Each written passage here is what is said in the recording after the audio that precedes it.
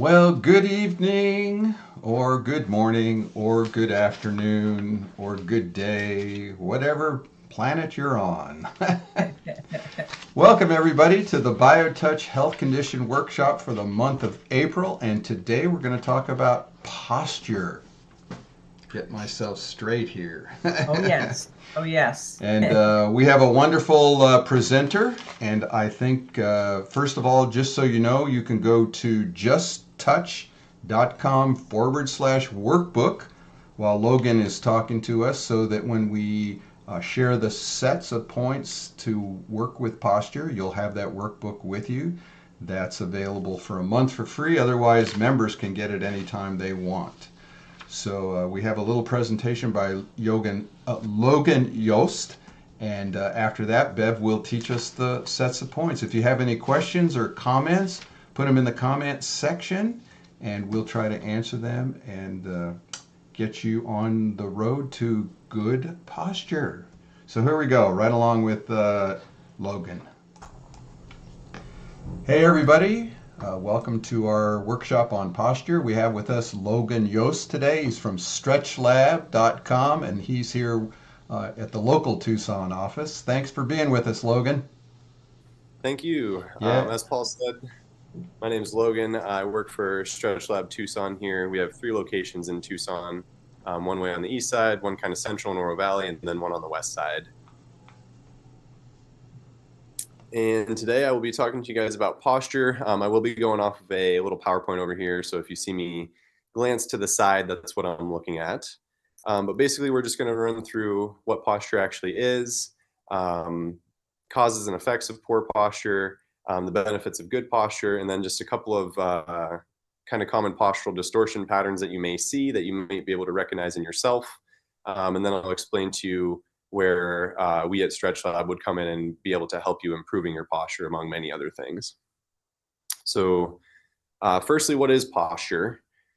Posture simply refers to the position of your body in space, and this can either be sitting, standing, or lying down. Obviously, when we think about posture, most of the time it's in reference to our standing posture, but this can also include sitting and laying down as well.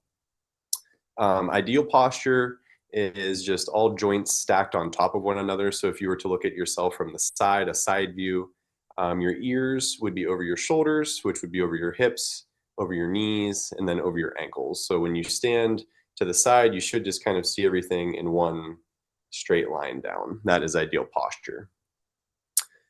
Within posture, there are a couple factors that affect it or can play a part in good and bad posture, both mental and physical. As far as physical goes, that's obviously just going to be the muscles in the joints, where those are positioned and if there's any tension there.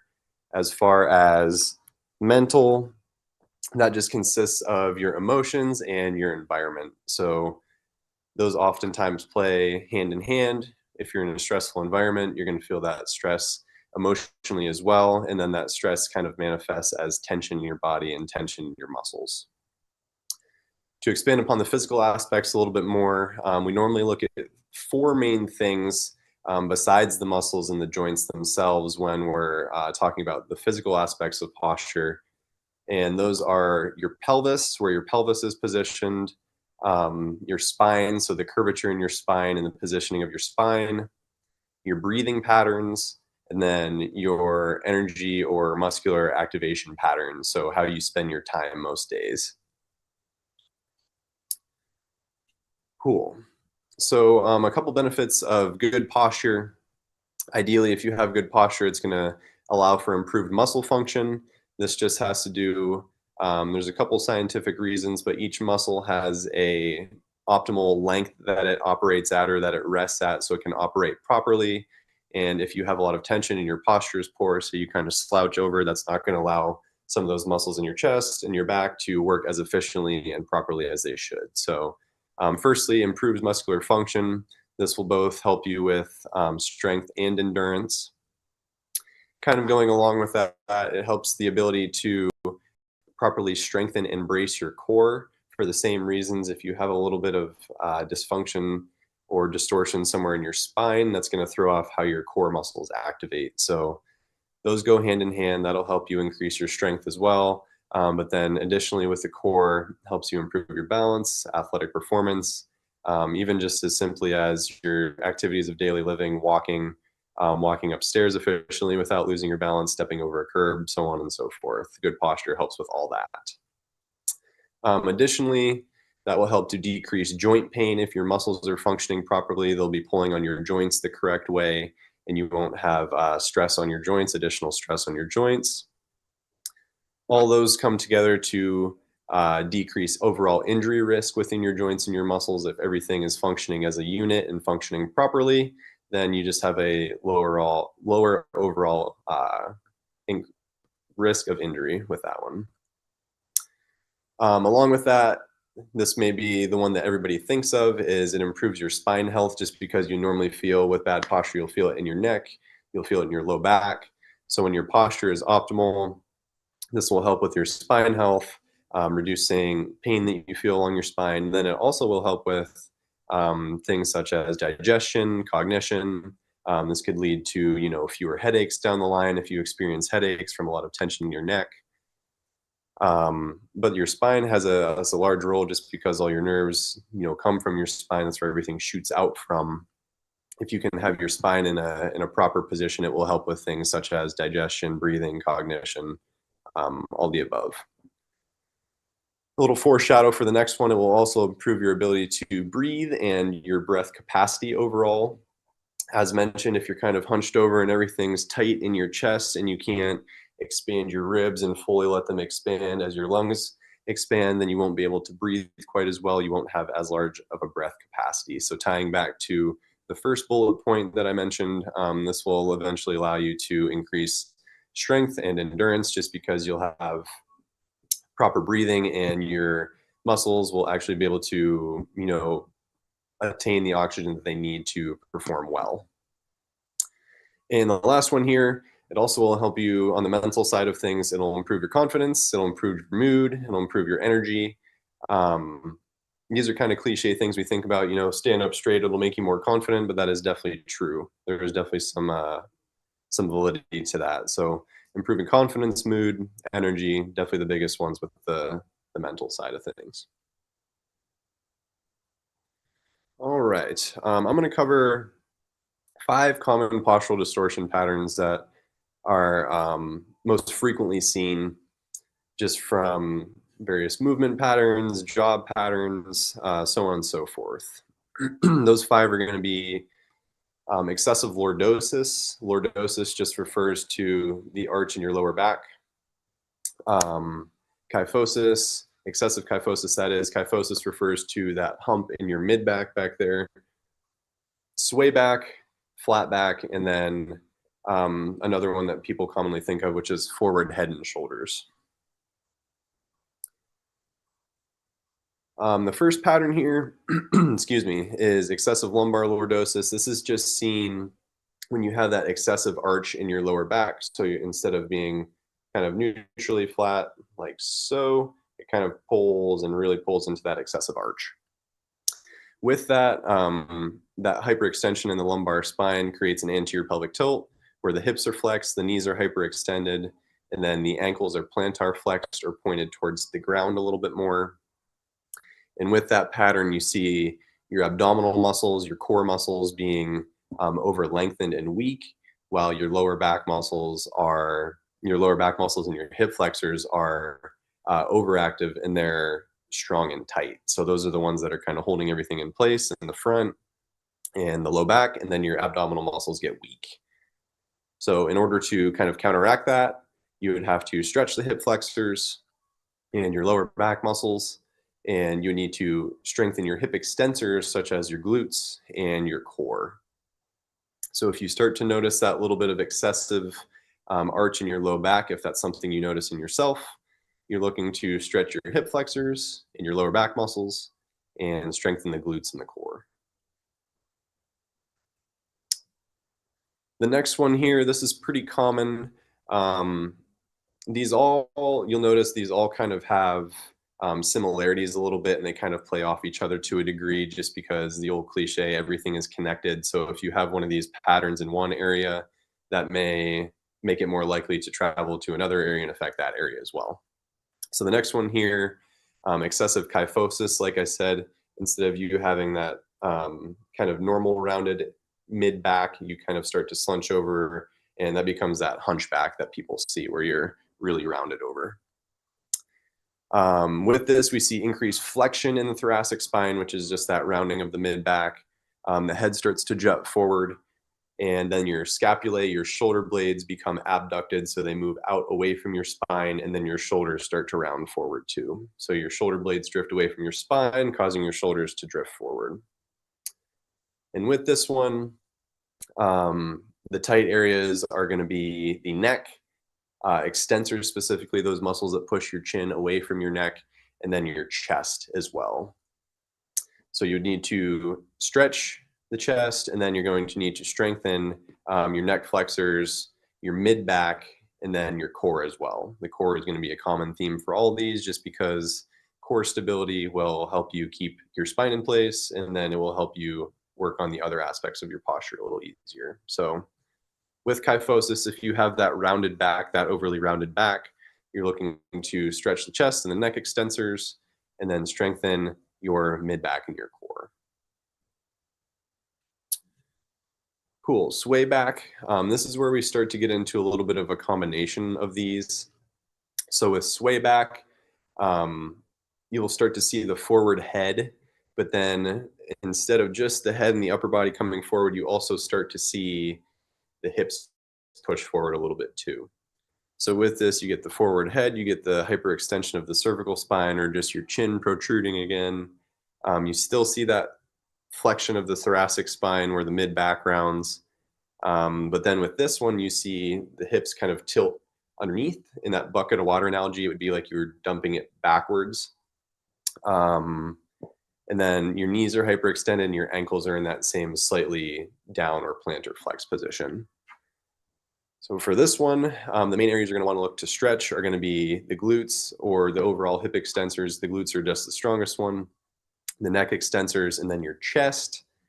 And you'll be strengthening the mid back, your iliopsoas or your hip flexors, and then your core as well. So as I said, you can start to see how these kind of go along with each other, and that's why posture is so tricky sometimes and so multifaceted, is just because you can present with multiple of these. So really try to, I'll get to this a little bit later on when we talk about correcting posture, but really just try to kind of dial into your body and recognize those things, just become aware of them, and then you'll have a much better idea of how to go about fixing them.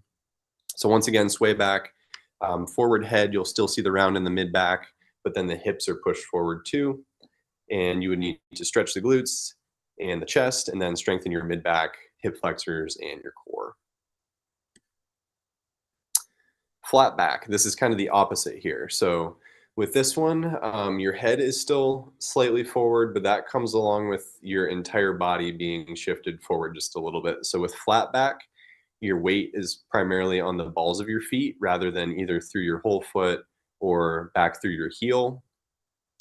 And with this, additionally to the head being forward, you start to see just a slight flexion of the thoracic spine, and then it actually appears straight from your lower thoracic spine or just under your shoulder blades all the way down to your low back, kind of appears as flat. And like I said, with that, it will also, without your butt kind of being stuck back behind you, and that flattens out, it's just going to pull your whole body weight forward. So with this one, like I said, your weight is more on the balls of your feet. So for this, once again, stretch the glutes and the chest as the last one. Your hips are kind of pushed forward, so you need to stretch those hip extensors in your chest. And then you need to strengthen your neck flexors, the hip flexors, and the core. So like I was saying, these are tricky because you have to stretch and strengthen the same things with these, but they present differently. So that's why you really kind of have to tune in, use a mirror if you need to, really try to identify where these patterns are within your own body, and you'll have a much better idea of how to stretch and strengthen your body to improve posture. Okay. And then the last one here, very common, forward head and shoulders. This is the kind of the desk job posture here, where the term tech neck comes in. You're kind of slouched over your computer all day. So with this, you see just the head and chin jutting forward, and this increases tension in your lower cervical spine and then in your upper cervical spine too. So it kind of just affects this area right here more than anything. You'll see a little bit of that flexion in the upper back along the top of the thoracic spine, but it's mostly just your head jutting forward and then your shoulders rounding forward to accommodate. So with this, you'll be stretching the chest and the scapular elevators, which are your trap muscles, those big muscles on the back of your neck. And then there's another one that runs along the back of your neck to the top of your shoulder blade that simply has the name levator scapulae, which means levator of the scapula. So it just helps to elevate the scapula. So with this, you're looking to stretch the chest and the scapular elevators, and then you're looking to strengthen your neck flexors, your deep neck flexors specifically, the ones that hold your chin down in towards your neck, your mid back muscles, and then your rotator cuffs and your delts here also. So your shoulders and those deep little muscles in your shoulders, the rotator cuff, are going to play an important role in mitigating this posture. Cool. So how to improve posture? I touched on this just a second ago, but the main thing where you always want to start is going to be becoming aware of where your posture is at, and then staying mindful of it in not just the days to come, but the weeks to come, years to come, so on and so forth. This is definitely a conscious effort, especially as you get older and you start to kind of lose a little bit of muscle tone, and gravity works a little harder to pull you down. This is definitely it's a brain game. It's a mindfulness exercise. So you got to be aware, and then you got to be mindful of where your body's at. Step number 2 is just going to be actually relaxing. It sounds easy, but it is definitely not. You'll notice a lot of people, if you were to ask them, say that they have trouble relaxing or detensing, and that is another very large part of this also, is you just have to get everything to actually relax before you can start to stretch things and move things. If you're not fully relaxed, then you could kind of just be fighting against yourself, if that makes sense. If you're trying to stretch your chest and your chest is tight and you're not focused on actually getting it to relax, you may just be compensating through your shoulders or somewhere through your shoulder blades and mid back, and you won't actually be stretching your chest. So always try to relax as much as you can, really focus on your breathing, and then just be aware and mindful. The next one here, which is where we come in a little bit, is going to be stretching and strengthening, obviously.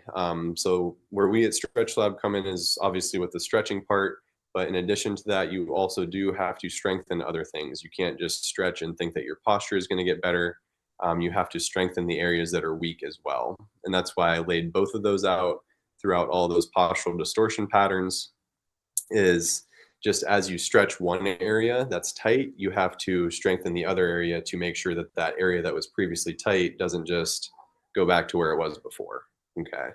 So in order to really correct posture, you do have to stretch. You have to stretch those tight areas, but then you also have to focus on strengthening the weak areas as well. So I gave you those names of those movement patterns and how they present, just so you can identify those within yourselves. Like I said, use a mirror, have somebody take a picture of you, whatever you need to do, and then that way you can really figure out what you need.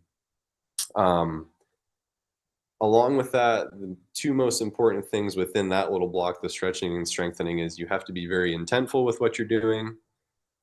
There's a difference between, what you're focused on doing, or more so just what you're focused on doing, and then where your actual intent is, or where your energy is while you're doing these things. So really try to focus, find a time where you can decompress. Don't try to do it in between things, or you might not have your full mind on it.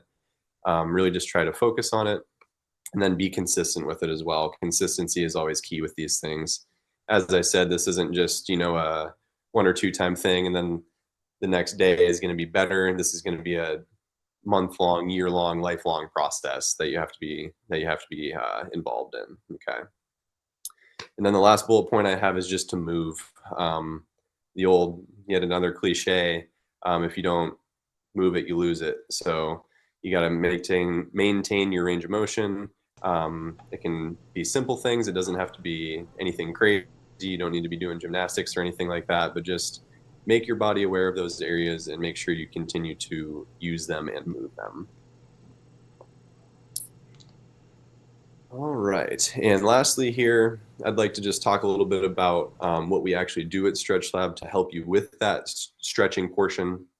So if you were to come to see us, how the actual process goes is you would come in for an introductory session, and during that we do a map screening. It's a piece of technology we have that stands for mobility, activation, posture, and symmetry, and that's conducted through 3 overhead squats. So you do 3 overhead squats, and then that little machine will kind of read your body and tell us some focus areas that we may need to work on. So we get an idea of your current condition, if you're struggling even with a mirror or something like that, to really identify where these areas are within yourself. We use that, and then we obviously use what we see on the bench during that introductory session as well to get an idea of where your current condition is, and then how we need to go about creating a plan to help you. So leading into the next thing, everything is all customized with what we do. It's all geared towards what you need, how you're feeling that day, so on and so forth. So we'll create you a customized stretch program, and then we progress you through something called periodization. And that's just exactly, if you were to think of a workout program in the gym, you have to add weight, you have to add some sets, you got to add some reps in order to keep progressing and get stronger and build muscle.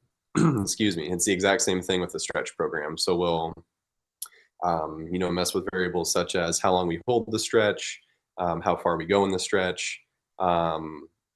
With our method, we use a little push and contraction. So how long you're pushing with the stretch, things such as that, just to help continue to progress you through your program.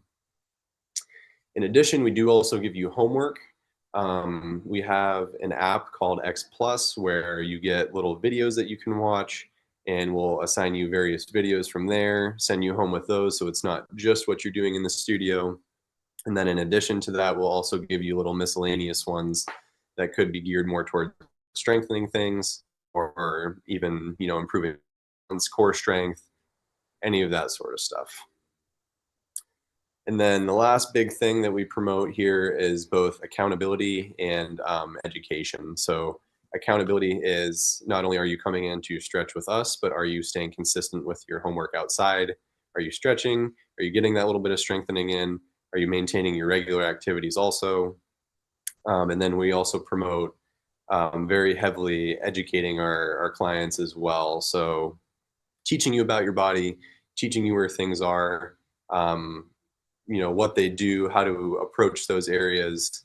Some of those common postural distortion patterns we'll talk about, and give you the tools to kind of identify when you might be going back into your previous posture. And we'll teach you about how to work through all that too. So it's a lot of education on body awareness, where things are, how to kind of just fend for yourself when it comes to all that, because there's a lot of information out there on Google. So we're experts. We're trained through our own program here at Stretch Lab, which is nationally accredited, and we can definitely give you good information on your body and how to attack it, so to speak.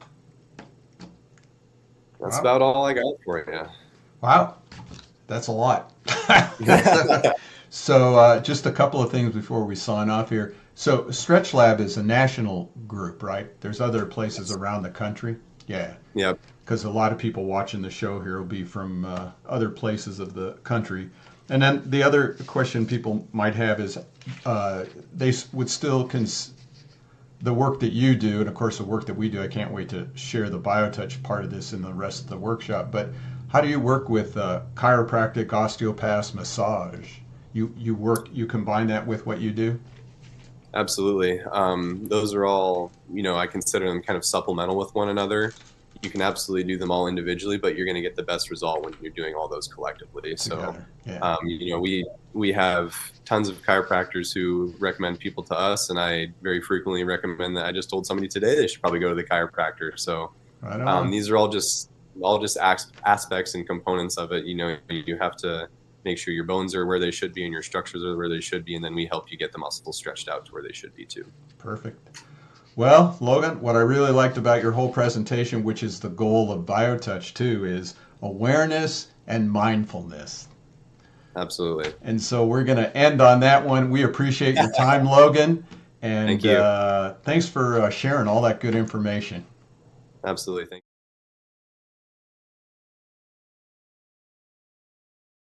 Wowee, there you go. Oh my. I mean, just listening to him, I'm just like, phew, I that's know. that's a lot of work, but you know what? I mean, it's like if you have these posture situations, the message was, oh yeah, we can work with it. It's kind of Yeah, like what we say. Well, we can work with it with BioTouch. yeah. And everybody has a posture. So Yeah. this goes for everyone, and I think Yep. the other part that we'll get into too is it's about consistency. You know, you don't just This do is a what little he was work. I mean, saying. every day you have to be aware of your body. I like how you said it, your body in space. Where is it I in know space? that I noticed that too. Well, when he was saying, the awareness and the consciousness, it's again being present Right. and with yourself, of course, but that's what he was saying. Be present, be aware, do your part of the work.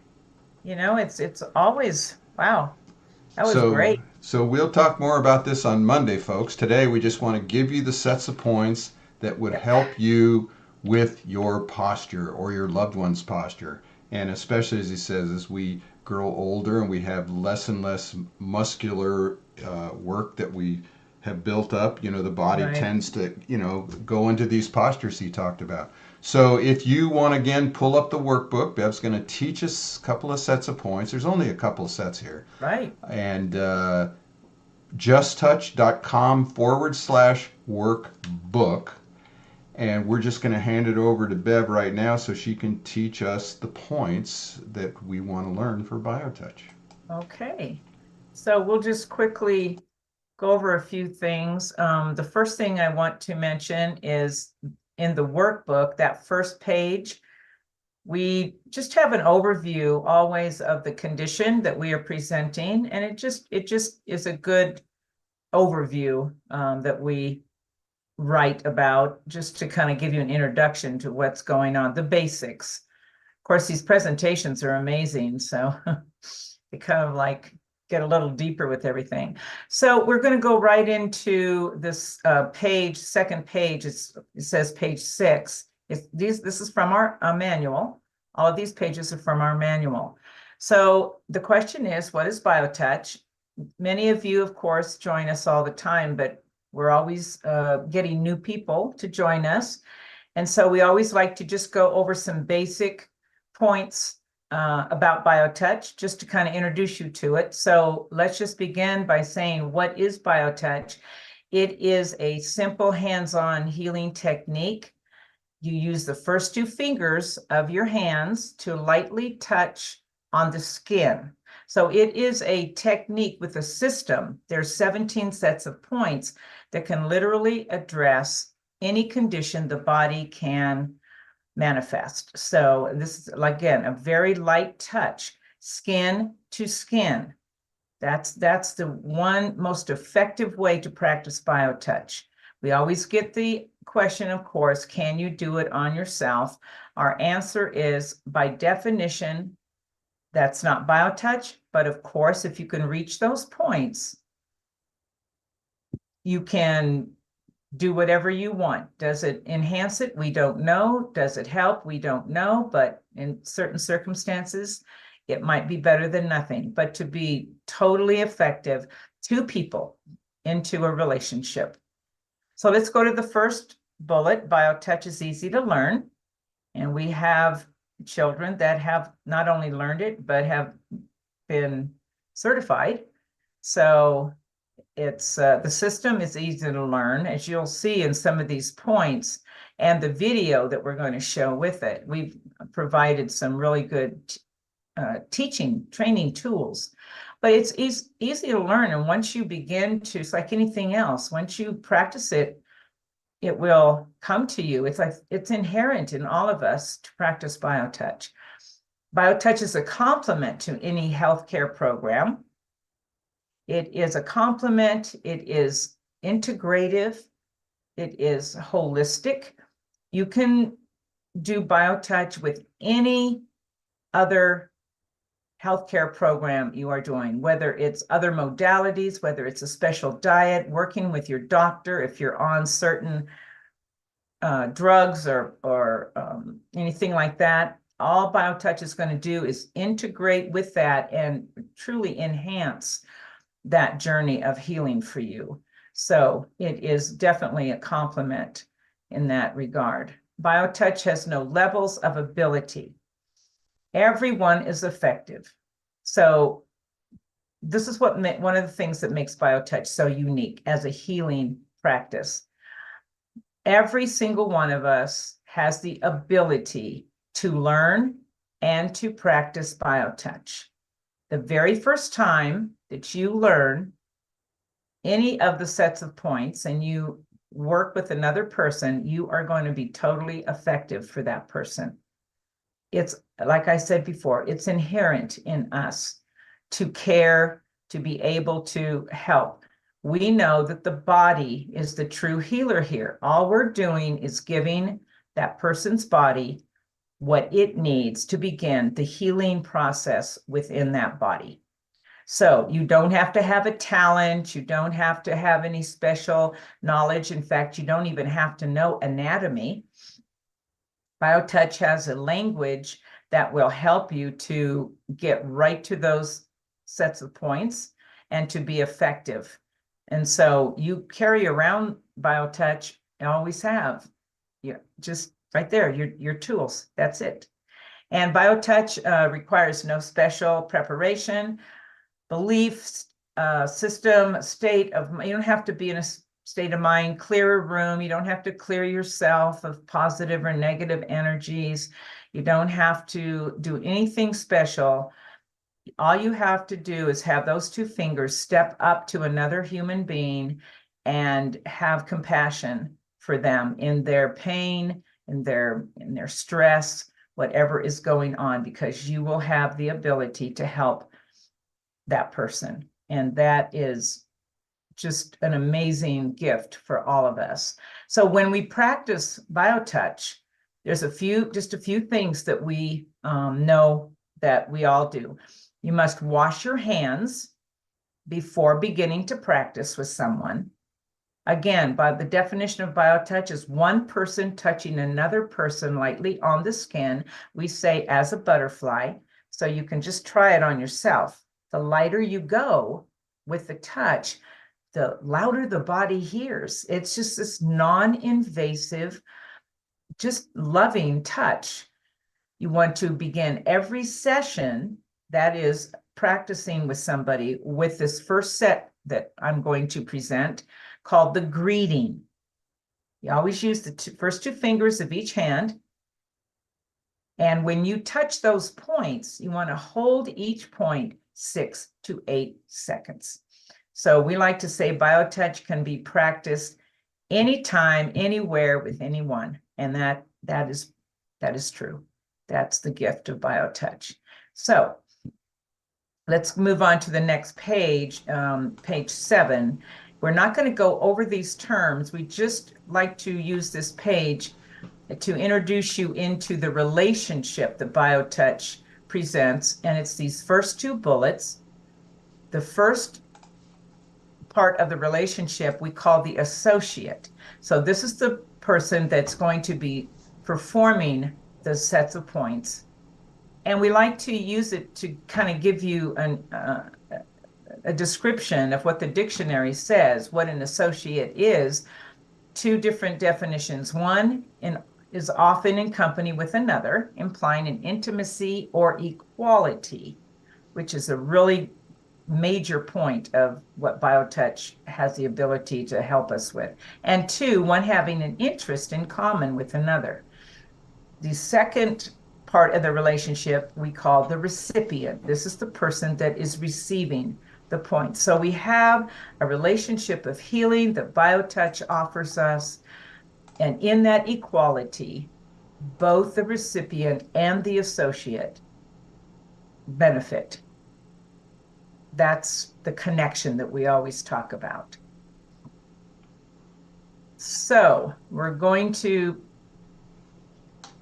go ahead and, Paul, did you want to? Yeah. So if you'll notice here on this workbook that you have, the workbook is part of the entire manual. We've just taken out the 2 or 3 sets for any particular condition. You'll notice there's 2 different pages, a little bit different for the back, but there's 2 pages. One is a drawing of where the points are and a little definition of where the points are. And the second page of each set is the pictures of people doing the points, okay, with a definition of where the points are in terminology anyone can understand. And at the bottom of each page, you'll see there it says click here to watch the video.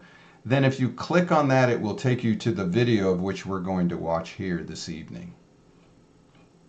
Okay, thank you. So the first set that we're going to introduce to you is what I was referring to in the beginning. Before you begin any practice in BioTouch, it's called the greeting. Very simple, just 2 points that you have to touch on the body.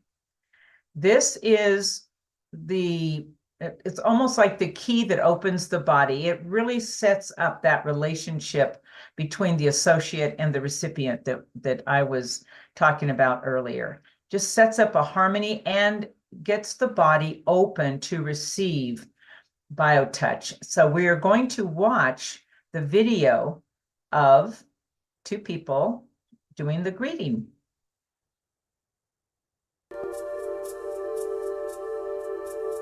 The greeting is always performed at the beginning of each session. It's the only set that uses one hand and the only set that indicates which hand to use. The greeting is performed with the dominant hand.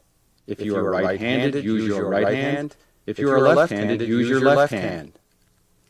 The greeting is made by touching at point 1, which is in the fleshy area just below the bottom of the breastbone or sternum. Hold this point for 6 to 8 seconds. Then, with the same 2 fingers, touch point 2 on the back. To find point 2, look for the big bone at the base of the neck. From here, move 1 to 1.5 inches to the left. This is point 2. Hold this point for 6 to 8 seconds. More than one associate may work with the recipient provided that all of the associates perform the greeting. If the associate or the recipient leaves the session, or if someone who hasn't done the greeting touches either the recipient or the associate, the greeting must be reestablished. Then the session may proceed from where it was interrupted.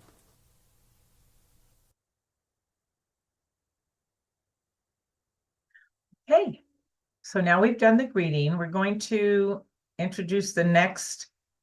So just to be clear, we put together these workbooks with the basic sets of points that we think you can begin with, but there's certainly other ones that you can introduce as you go along. So the next one that we put in was the neck set.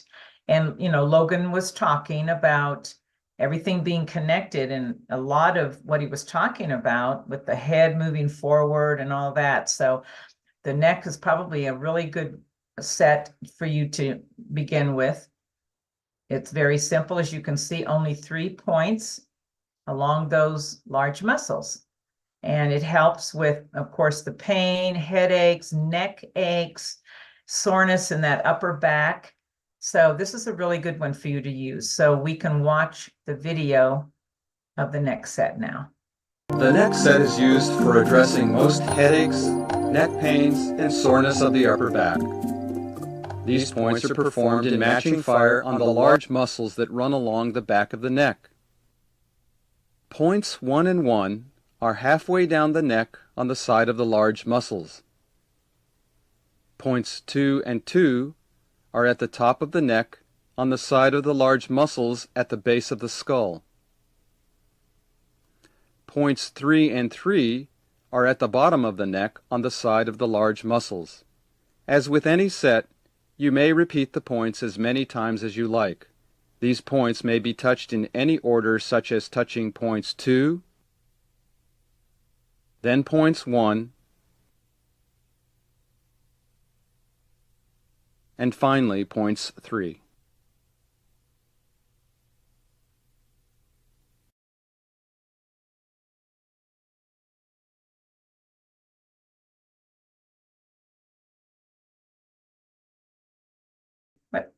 So let me just say something before we show the back set. Yeah. All of these techniques help the body readjust itself. And I'm a perfect example. We can talk more about it later time. I've worked with numerous people who their body actually started to realign. And so when you work with people like Logan or chiropractors or massage therapists, they're actually saying, oh my God, I haven't seen you this relaxed. I haven't been able to manipulate your body in forever in that area. So Right. somehow this light touch activates the body's ability to start changing, and then you start becoming aware of, oh, I am standing up taller. So Yeah. Yeah, that's a really good point. I can't wait to talk about that on Monday. The next set is used for addressing most headaches, neck hold on, pains, hold on. and soreness of the upper. okay. All right, take it away. Okay. So in the manual, the back set is one of the first sets that we introduce for various reasons, but just to let you know, it's 5 pages. We're going to just show you, well, you're going to see the whole back set on the video, but the back set is a great place to start, of course, because it involves the spine. This is the one thing we can do all that work along that spine and into those parts of the body, all of those parts of the back that Logan was referring to. So this is a really great set. If you do nothing but the back set, you're going to start the body's ability to adjust itself, as Paul was saying. So let's go ahead and watch the back set on the video. The back has 5 steps. Step 1. With the index and middle finger of one hand, touch on the end of the tailbone indicated as X in the manual. At the same time, spread the first 2 fingers and the thumb of the other hand to touch points 1 and 1, which are located along the side of the muscle on both sides of the neck at the base of the skull. Step 2. While still holding X, move the first 2 fingers of the other hand to point 2, which is at the center of the neck at the base of the skull. Step 3 involves touching around the sacrum region of the lower back. This area is identified by a triangle formed by the tailbone and 2 dimples located just below the normal belt line. With the 2 fingers of one hand, hold T, which is in the center of the triangle. While holding T, use the 2 fingers of the other hand to touch points 3 through 9. Point 3 is on the spine above the triangle. Point 4 is at the outside corner of the dimple. Point 5 is at the outside corner of the other dimple. Point 6 is next to the tailbone. Be careful not to perform a misfire here by crossing your hands. Just switch your whole hand and continue.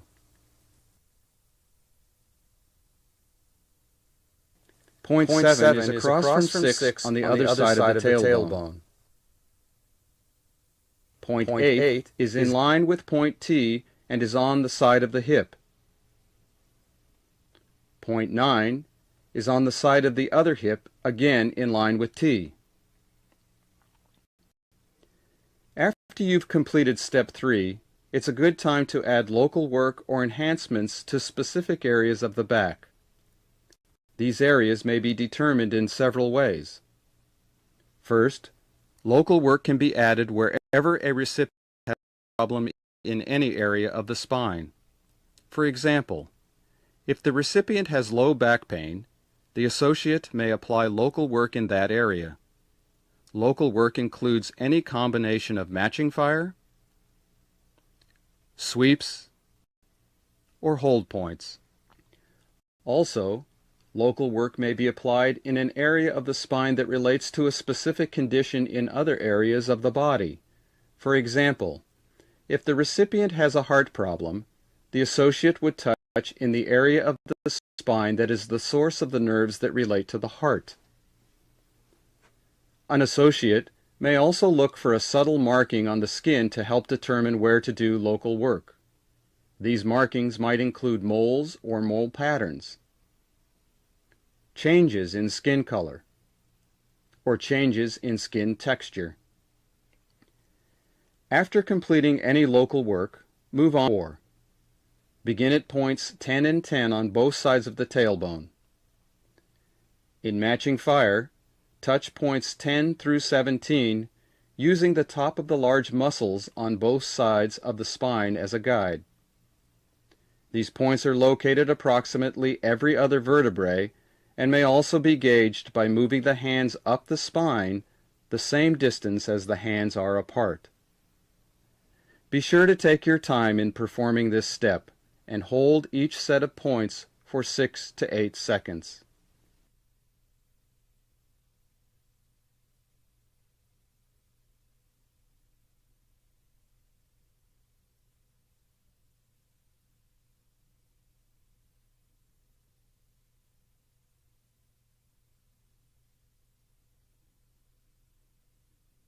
Once you reach the points alongside the big bone at the base of the neck, begin step 5 by slowly sweeping all the way down both sides of the spinal column along the top of the large muscles.